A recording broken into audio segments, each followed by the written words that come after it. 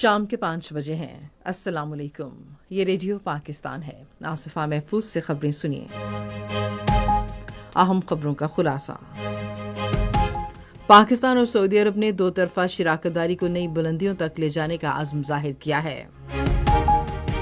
دفتر خارجہ نے کہا ہے کہ بھارت کا مظلومیت کا من گھڑت بیانیہ پاکستان میں دہشت گردی کو ہوا دینے کے لیے اس کے کردار کو چھپا نہیں سکتا۔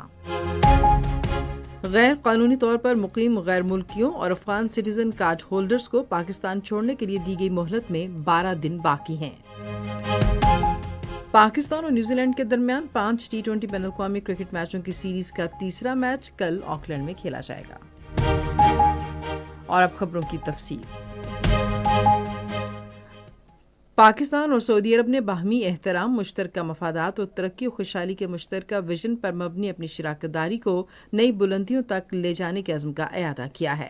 اس عزم کا اعادہ جدہ میں وزیر اعظم شہباز شریف اور سعودی ولی عہد اور وزیر اعظم محمد بن سلمان کے درمیان ملاقات میں کیا گیا۔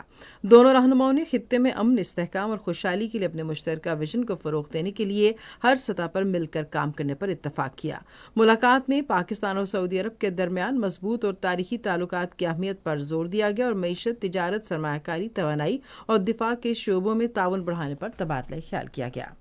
جدہ میں سعودی وزیر سرمایہ کاری خالد الفالح اور اقتصادی روابط کے بارے میں مشترکہ ٹاسک فورس کے سربراہ محمد التویجری سے ملاقات میں وزیر اعظم شہباز شریف نے پاکستان کی طرف سے سعودی سرمایہ کاروں کو تمام ممکنہ سہولتیں فراہم کرنے کے عزم کا اعادہ کیا۔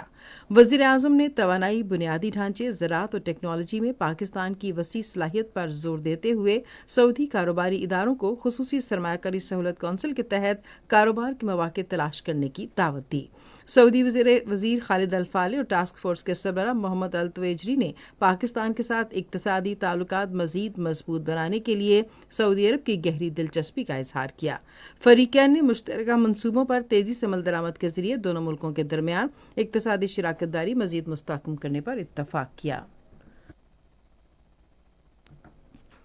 وزیر اعظم محمد شہباز شریف نے پاکستان اسٹاک ایکسچینج کی تاریخ میں پہلی بار 1,19,000 پوائنٹس کی حد عبور کرنے پر اطمینان کا اظہار کیا ہے۔ انہوں نے آج ایک بیان میں کہا کہ پاکستان اسٹاک ایکسچینج میں کاروبار کا مثبت رجحان حکومت کی معاشی پالیسیوں پر تاجروں اور سرمایہ کاروں کے بڑھتے ہوئے اعتماد کا مظہر ہے۔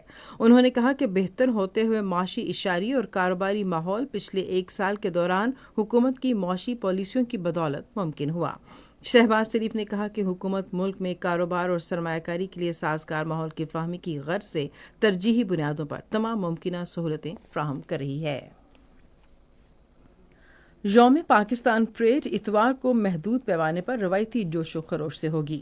محدود پیمانے پر پریڈ کے انعقاد کا فیصلہ ماہ رمضان المبارک کی وجہ سے کیا گیا۔ ذرائع کے مطابق تینوں مسلح افواج کے دستے پریڈ میں بھرپور شرکت کریں گے۔ یوم پاکستان پریڈ ایوان صدر کے احاطے میں ہوگی۔ صدر آصف علی زرداری اس موقع پر مہمان خصوصی ہوں گے۔ پریڈ کے دوران مسلح افواج کے دستے مہمان خصوصی کو سلامی دیں گے۔ اس موقع پر پاک فضائیہ کے جنگی طیارے بھی فلائی پاسٹ کا مظاہرہ کریں گے۔ غیر ملکی سفیروں اور دیگر معزز مہمانوں کو بھی پریڈ میں تقریب میں دعوت میں مدعو کیا گیا۔ پاکستان نے کہا ہے کہ بھارت کا مظلومیت کا من گھڑت بیانیہ پاکستان کی سرزمین پر دہشت گردی کو ہوا دینے میں، اس کے ملوث ہونے اور مقبوضہ جموں کشمیر میں ریاستی سرپرستی میں اس کے مظالم کو چھپا نہیں سکتا۔ دفتر خارجہ کے ترجمان شفقت علی خان نے اسلام آباد میں ہفتہ وار بریفنگ کے دوران کہا کہ پاکستان کو بھارتی قیادت کی جانب سے جموں کشمیر کے بارے میں بڑھتے ہوئے غیر ضروری اور بلا جواز دعووں پر گہری تشویش ہے۔ انہوں نے کہا کہ بھارت ہی وہ ملک تھا جو 1948 میں مسئلہ کشمیر کو اقوام متحدہ میں لے گیا تھا، اس لیے اسے سلامتی کونسل اور اس کے سابق ارکان پر اس حوالے سے منظور کردہ قراردادوں پر الزام لگانے کا کوئی حق نہیں۔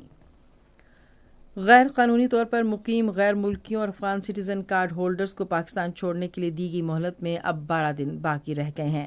حکومت نے غیر قانونی طور پر مقیم غیر ملکیوں اور افغان سٹیزن کارڈ رکھنے والوں کو اس ماہ کی 31 تاریخ تک ملک چھوڑنے کی ڈیڈ لائن دی ہے۔ حکومت کی جانب سے اس بات کی یقین دہانی کرائی گئی ہے کہ انخلاء کے دوران کسی سے بدسلوکی نہیں کی جائے گی اور واپس جانے والوں کے لیے خوراک اور صحت کی سہولتوں کا انتظام کیا گیا ہے۔